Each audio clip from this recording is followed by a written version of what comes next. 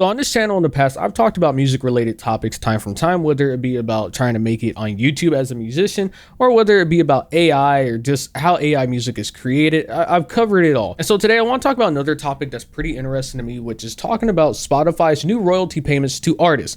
Now, if you're just a listener, someone who just listens to music on the platform, this doesn't really matter to you, I guess, unless you care about your artist getting paid, which I mean, I think a lot of people do at least want them to get paid something. So hopefully this topic interests you, but I just want to go over it because I think it's pretty shitty all around what Spotify's trying to do. So I was reporting an article a couple days ago, and it says Spotify is changing its royalty model to crush streaming fraud and introduce a minimum payment threshold. It's planned to shift $1 billion in payouts towards working artists over the next 5 years. Now, typically when you read a headline like that, it doesn't sound too bad. It's like, oh wow, all right, cool. Spotify actually wants to make sure people who are actually, putting in the work, they're making music and they're uploading on the platform, they're going to be making, they're going to get the money that they deserve.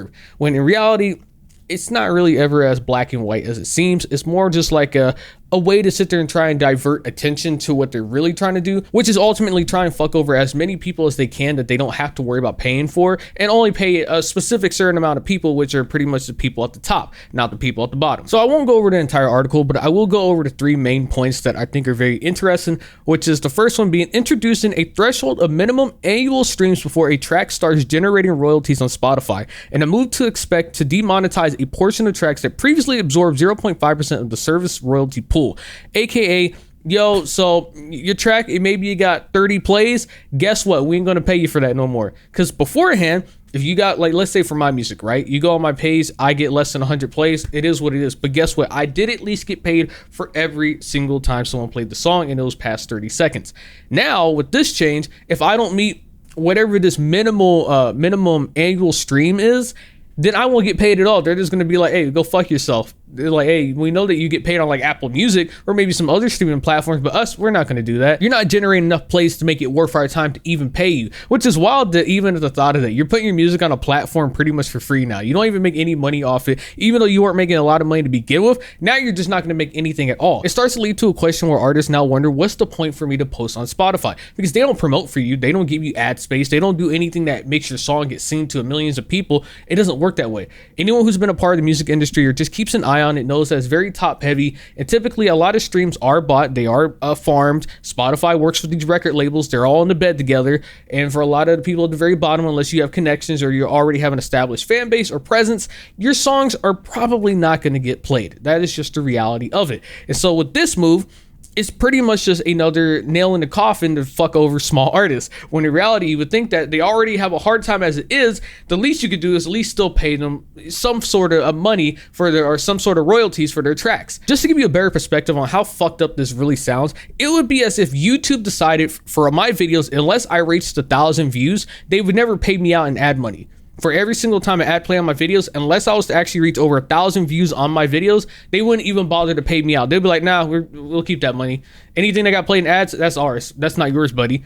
That would be extremely fucked up, and a lot of YouTubers would of course be upset. That is pretty much Spotify's situation in a nutshell. They're like, hey, unless you reach a certain threshold, we're not going to pay you. We'll still make money off it, but you're just not going to see any of the funds at all.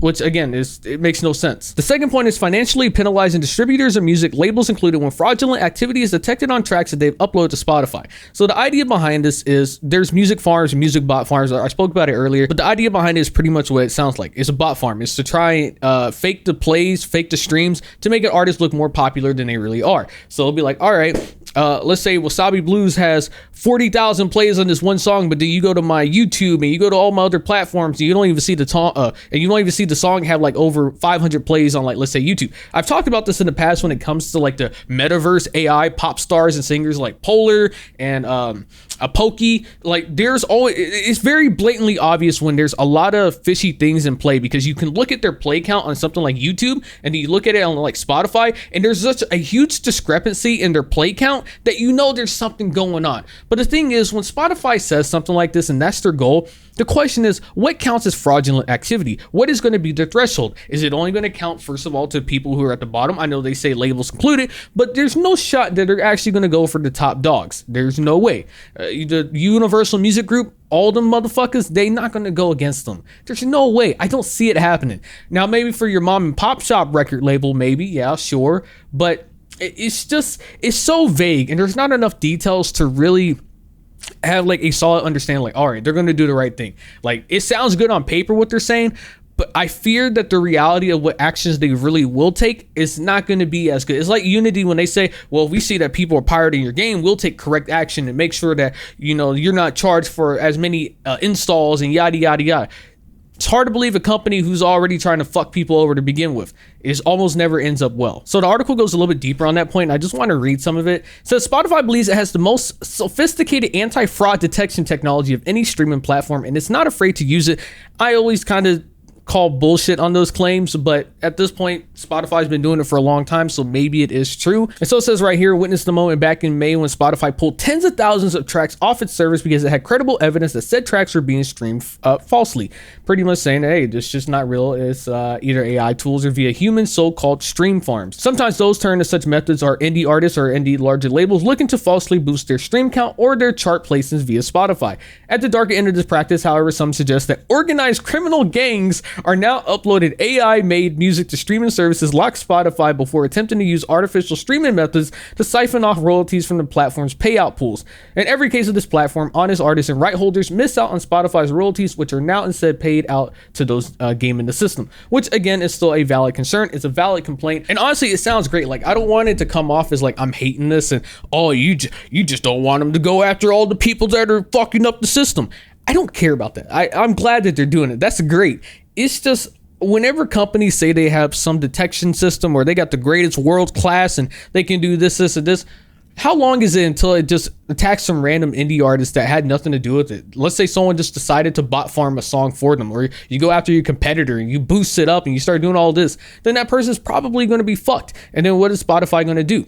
Those are just legitimate concerns I have when I read things like this. It's not to say that it could happen, but it's just things that I know can happen and have happened, not in terms of Spotify, but just other platforms in general that are not even music related. And one point I want to mention real quick is Anthony Fantano made a video talking about the same exact situation. I think he brings up a good point. If Spotify really gave a shit about this entire situation with fraudulent activities and people doing this and doing that, then one of the first things they would have implemented already and still hasn't done is two-factor authentication. If you don't know what it is, it's 2FA, which is pretty much just another layer to log into any websites that you need so that you don't get just hacked willy-nilly. It's not to say that you can't get hacked. It's not like foolproof, but it's another layer to prevent people from just gaining easy access into accounts, because it has been known time and time again in the past where people have sit there and said, my account has all these new songs I never listened to, or they added to my playlist, or this happened or that happened. And it's because people access their account. There's no two-factor authentication, so it's super easy just to get someone's a password and log in, and boom, you're in. It's wild in 2023 that there are still websites that don't even offer that as a function, something as an extra security layer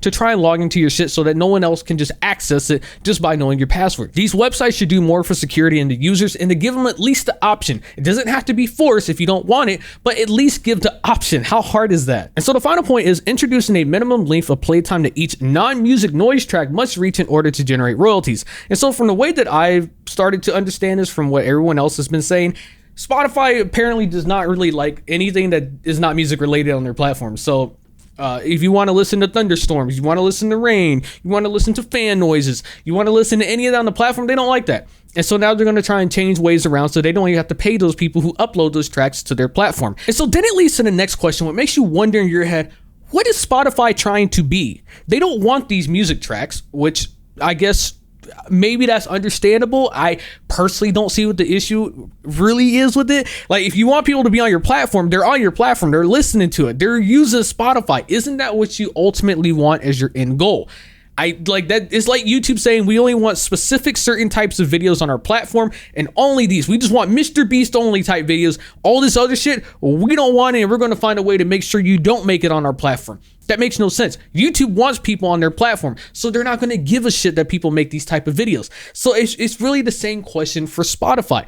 Why go through so much effort to try and penalize or harm creators who just want to upload all this random sounds and shit like that? I think Anthony Fantano made a really great point, and I want to show part of his clip real quick just to really drive it home further. But like, your entire business model is based off the mentality that like a click is a click. A stream is a stream. Like, if you guys actually gave a shit about music and art and songwriting, you wouldn't create a system that incentivizes people to tear songs apart and break them all down to the point where they're just like 1 minute and 30 fucking seconds. And it just becomes this dumb, hype, stupid fucking meme song that people maximize profit off of by streaming it over and over and over, because you're going to get more cash off of a 90-second song than a 3 minute and 30-second song that people are going to play less because it's longer. What do you give a shit that people are like pulling up to listen to bird sounds? It's just like an odd thing to be concerned about, but whatever. And honestly, Anthony Fantano is correct. The way the music industry is set up now and the way that tracks are supposed to be certain lengths, be TikTok trendy, be ways to go viral, ways to have maximum replayability, instead of just actually making songs that you